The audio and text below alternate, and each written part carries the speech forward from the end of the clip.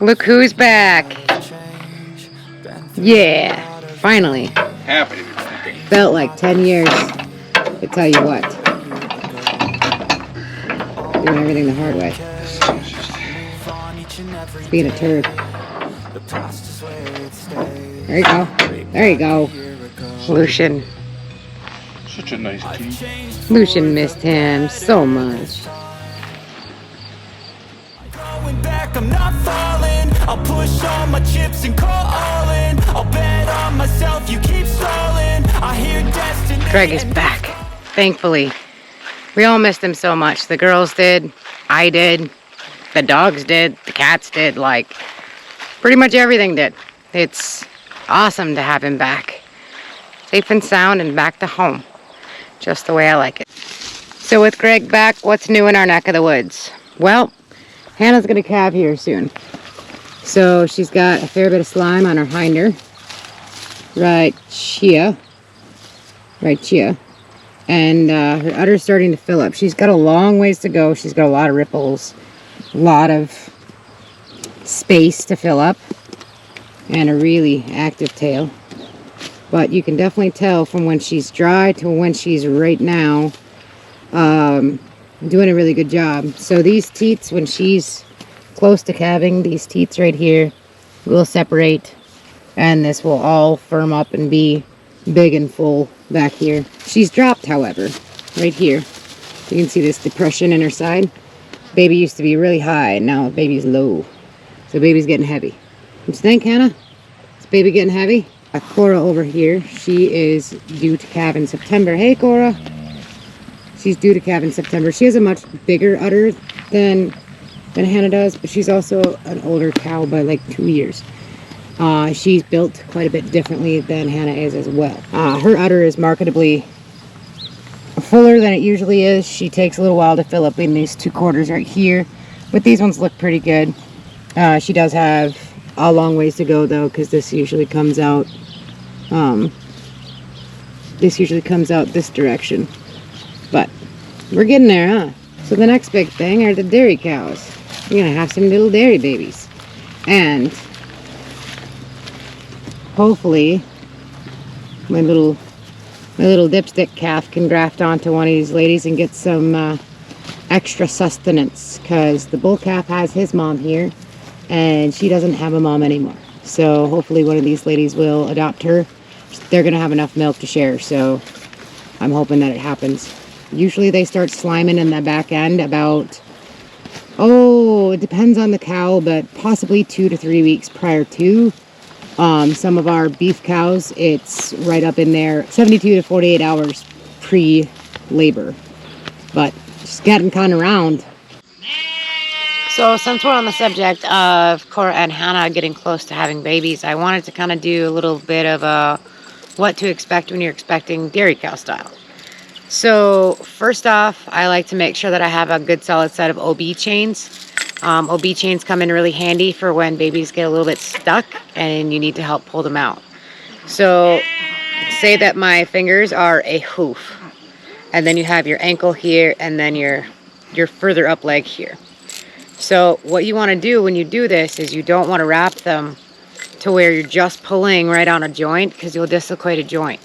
So what you do is you take the loop like this, and then you wrap it a secondary time around itself and put it over the hoof, just above the hoof section. So you're essentially pulling on 2 different parts. This chain loops in here, and then this one goes further down.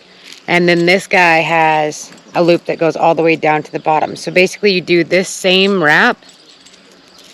I'll do it one more time for you, sort of slow. So you got your one around higher, and then you just basically take your chain and you wrap it around itself, and then you put it there, and then you can pull without causing too much just stress pressure right here.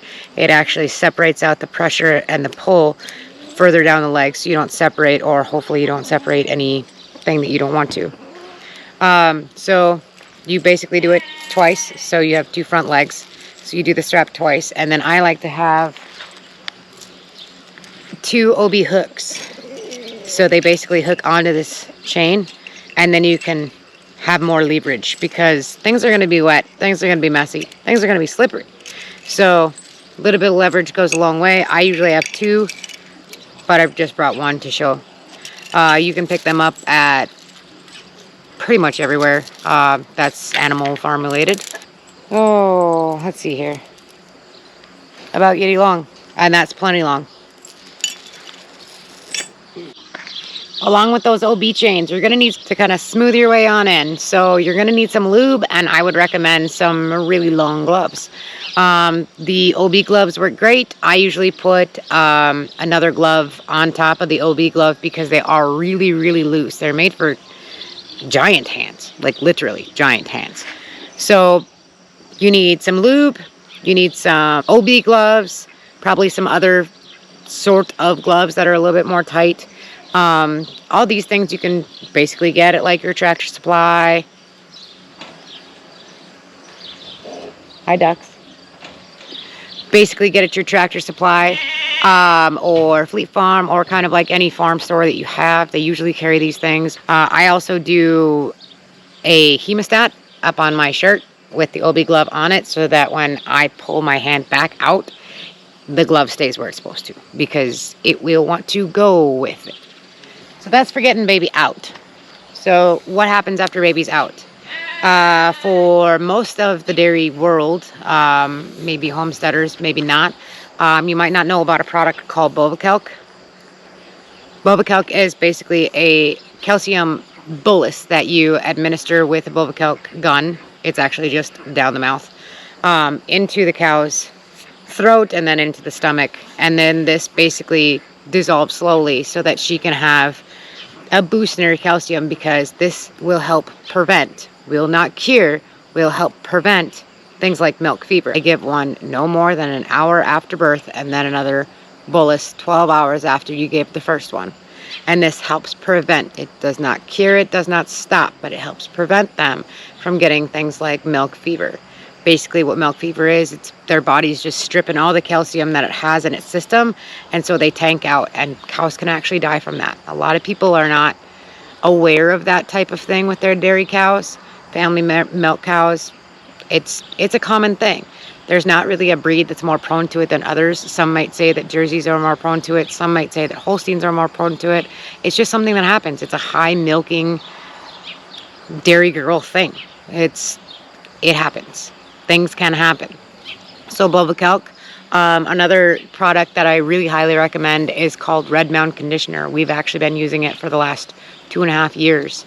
And I don't use Bovacalc anymore because the calcium levels in the Red Mound Conditioner are actually high enough to where my girls don't have an issue, and I don't generally have to worry about this. I still keep an eye out for it, but I haven't had to use my Bovacalc for 2 calvings, so a good 2 years.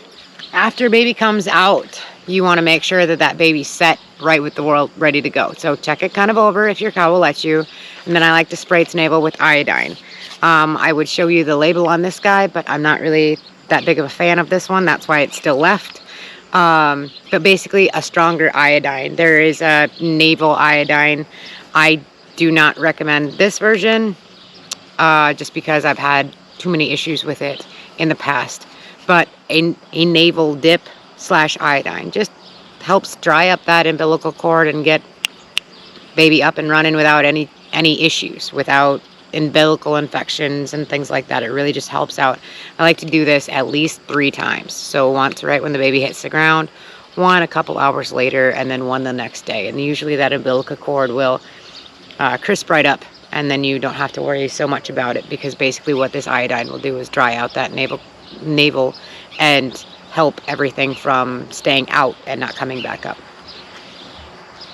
And then if your mom doesn't really want to be a mom, this stuff is awesome. It's called Orphan No More. Orphan No More. Basically what you do is you take it, you open it up, you put a cap full, just a cap, just a little cap full, down their back, just down from their shoulders to their bum, and it has seriously amazing results. If you have a mom that's sort of iffy and she's like, nah, I don't really want to try that, this is a good thing. Also, sometimes with grafting calves onto moms, this can work. However, you have to be a little bit cautious about how often you use it. It's not listed on the label of that, but in my experience, use it when you need it, not when you don't. It's definitely a great product. This is something we keep on hand for both our dairy and our beef. And get ready for the milking. I usually milk that same day the calf is born. I let the calf do as much as it can do, make sure that it's on the quarters that it likes, all 4 if possible. Usually the calf will pick 2 that they're favorites with. And then I basically milk out the other 2, and then whatever the calf has left over, I'll milk that out as well. And I usually hand milk the first couple times for the first 2 days, just because mom doesn't really have a grid supply right then anyway. And so I'm just trying to basically get all the colostrum that I can out that the baby's not going to utilize. And I usually save it because you never know when you're going to need a good dose of colostrum. Like I said, we have beef and dairy, so I use it across the board. It can also be used for baby pigs to get them started if you have orphans of those as well. After that, you're kind of well on your way. Calf is up and at 'em. Mom is doing well. No milk fever. No anything's happening. Make sure that her placenta does drop, though. You want to see it drop in the first 4 to 6 hours. Sometimes they'll go a little bit longer. Sometimes they'll hold on to a little bit longer. That's okay. But when you reach that 4th day, you're going to want to figure out, am I calling a vet or not? If they're still holding on to it, it's going to start to become more of an issue as far as like an infection wise goes, and your vet's probably going to want to do like intrauterine boluses to dry up that extra and kick that out for your cow. Probably will do an internal clean as well. That being said, I'm hoping the best for you guys. This is kind of like a intermittent what to expect when your cow is expecting. Any questions, comments, please leave them in the comments section. I check it as frequently as I can, and I would love to answer questions about your dairy cows, possible issues with calving, or what to expect when your cow is ready to calve. Yeah, so just looking forward to Hannah and Cora calving. Hannah's going to go first. Cora's going to go second. I'll try to keep you as up to date as possible, and then really get you into like the milking process as we go forward when these calves hit the ground. So, thanks for watching, guys. Check you later. As they were a year ago, but all will be okay. I move on each and every day. The past is where it stays. Way back a year ago.